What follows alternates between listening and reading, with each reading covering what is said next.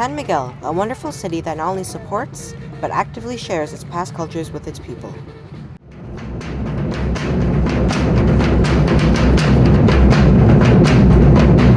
On the first Sunday of October, the town hosts an event where groups from many different tribes within the surrounding area would parade down the streets wearing their traditional clothes and dancing to a beat that they created.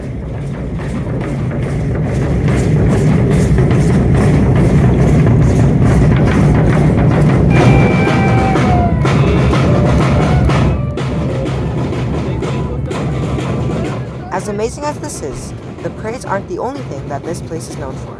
This city is also known for having the most beautiful street in the world. Thousands of people come here each year to see the colorful walls all lined up straight to the grand church. And as if the city wasn't beautiful enough, the night markets here are as wonderful as ever.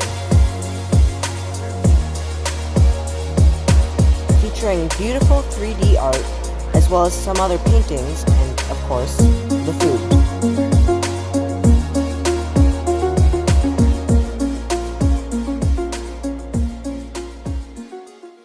The following morning, we walked to church and took a scenic route of sorts, passing by wonderful paintings made by locals and through the wonderful street I had mentioned earlier. Funny story, as we were in Mass, an elderly woman with diabetes passed out on the spot. My mom and Zara both assisted to wake her up and help with what she might need. For my mom's history as a nurse, she performed proper medical procedures given the situation. Once she woke up, Zara was asked quickly to fetch a glass of orange juice from the nearby store. This was to raise the woman's blood sugar at a natural rate. Unfortunately, we didn't have any footage due to the situation happening so quickly. Though with all the amazing things we have seen from this town, the nearly half-day-long parade had to be the best. With many different groups participating, each segment was as cultured as it could be.